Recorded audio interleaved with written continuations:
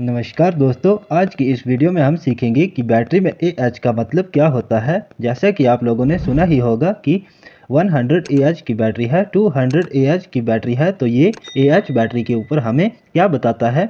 इस वीडियो में हम सीखेंगे। कई लोगों को इसका आंसर पता तो होता है पर वो इसे सही तरीके से एक्सप्लेन नहीं कर पाते हैं। ये क्वेश्चन कई बार इलेक्ट्रिकल एग्जाम या फिर इंटरव्यू में भी पूछ लिया जाता है।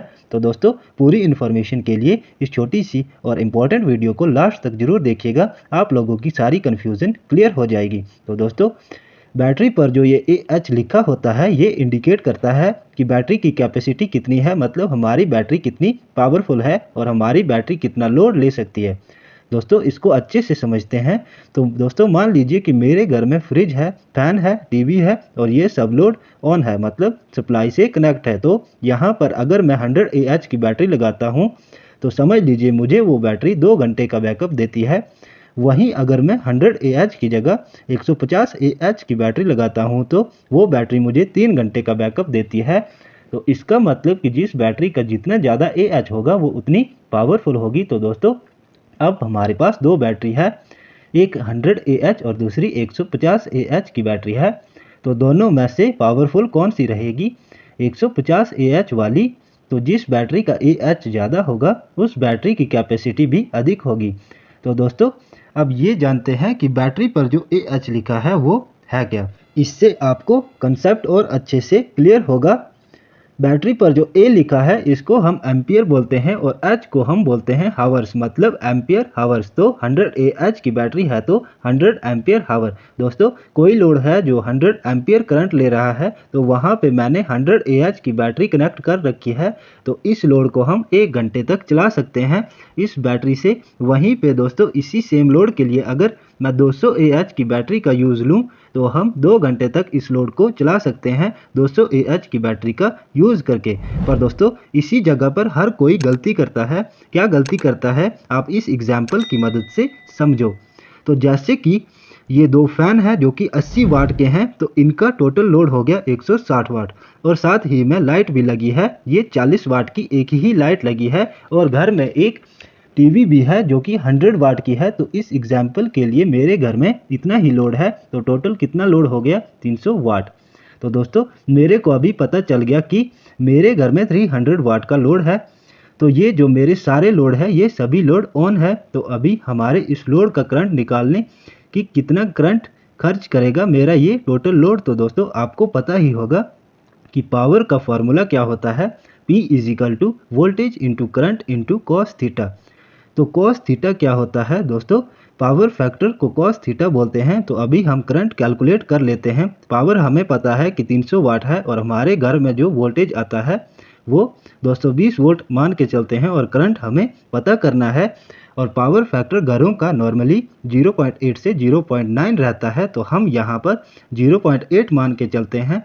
तो करंट निकालना है तो I इजिकल टू 220 इंटू 0.8 को नीचे लिखेंगे और 300 को बटे के ऊपर लिखेंगे। तो इसको सॉल्व करने पर I इजिकल टू 1.70 मतलब 1.7 एम्पियर निकला। तो दोस्तों, ये जो एम्पियर आया है ये हमारे AC करंट के लिए आया है। तो अब हम ये देख लेते हैं कि जब हम DC करंट पे इस लोड को चलाएंगे तो कितना लोड कंज्यूम करेगा। तो DC सप्लाई के लिए पावर का फॉर्मूला है P is equal to V into I. हमारी DC सप्लाई में पावर फैक्टर नहीं होता है, तो अभी हमारा P कितना है? 300 वाट और इसमें बैटरी का वोल्टेज कितना होगा? नॉर्मली 12 वोल्ट होता है। दोस्तों, आपको बता दूं, किसी भी टॉपिक को अच्छे से समझने के लिए उसे पूरा क्लियर करना होता है। और दोस्तों, अगर आप अपने इलेक्ट्रिकल नॉलेज को और एग्ज़ाम की तैयारी कर रहे हो तो हमारे इस यूट्यूब चैनल विद्युत ज्ञान को जरूर सब्सक्राइब कर लीजिए ताकि आपको मेरी इलेक्ट्रिकल की सभी इंपॉर्टेंट वीडियोस की नोटिफिकेशन मिलती रहे। तो हमारी पावर 300 वाट और बैटरी की वोल्टेज 12 वोल्ट मान के चलते हैं। ये 12 वोल्ट इस कंसेप्ट को समझने के लिए है। बैटरी 6 वोल्ट, 12 वोल्ट और 24 वोल्ट अलग अलग टाइप की होती है। तो 12 वोल्ट और करंट मतलब एम्पियर निकालना है। तो DC सप्लाई में I इजिकल टू 300 बटा 12, तो इसको भाग करने पर हमारा करंट निकलेगा 25 एम्पियर। तो दोस्तों ये जो एम्पियर है ये हमारी डीसी सप्लाई का है। दोस्तों हम मिस्टेक कहाँ करते हैं, हम समझते हैं कि हमारी 100 AH की बैटरी हमारे एसी लोड को 1 घंटे तक चला सकती है, पर दोस्तों ऐसा नहीं होता है। आपको पता है हमारा करंट 2 टाइप का होता है, एक एसी करंट होता है और दूसरा डीसी करंट होता है। तो डीसी करंट हमें बैटरी या तो सोलर सिस्टम से मिलता है, तो हमारे घर का लोड हमेशा एसी सप्लाई पर चलता है। तो हमने कैलकुलेट किया कि हमारे घर का लोड कितना है, 300 वाट।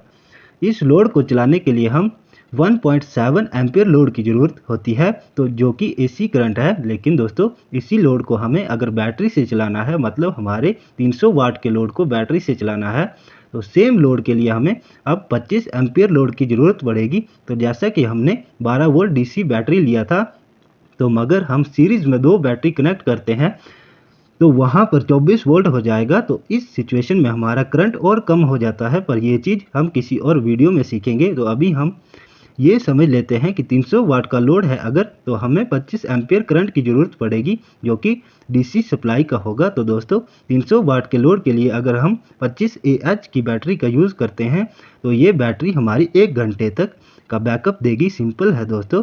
अगर हमारा लोड 300 वाट है, डीसी सप्लाई पर हमने पावर के फार्मूले की मदद से आई मतलब एम्पियर निकाला, तो 300 वाट के लिए 25 एम्पियर करंट चाहिए। तो हमारी 25 एम्पियर हावर की बैटरी 1 घंटा लोड को चलाएगी। और हमारी बैटरी अगर 100 AH मतलब कि 100 एम्पियर हावर की है, तो हमें इसी बैटरी से 4 घंटे का बैकअप मिल जाएगा। तो अब आपको पता चल गया होगा कि ये AH क्या होता है। ये होता है एम्पियर हावर। ये हमें बताता है कि बैटरी कितनी पावरफुल है और ये हमें कितनी देर तक बैकअप दे सकती है। जैसे अगर हमारी बैटरी 200 एम्पियर हावर की है तो ये 8 घंटे तक का बैकअप दे सकती है। लेकिन हमेशा माइंड में सेट करके रखिए कि हमारा लोड एम्पियर डीसी सप्लाई का होना चाहिए। दोस्तों आपको इस वीडियो से कुछ अच्छा सीखने को मिला होगा। अगर आपका कोई सवाल है तो आप नीचे कमेंट कर सकते हैं। आपको ये वीडियो कैसी लगी प्लीज़ लाइक करके ज़रूर बताएं और इलेक्ट्रिकल स्टडीज़ के लिए हमारे इस यूट्यूब चैनल विद्युत ज्ञान को ज़रूर सब्सक्राइब कर दें। मिलते हैं नेक्स्ट वीडियो के अंदर।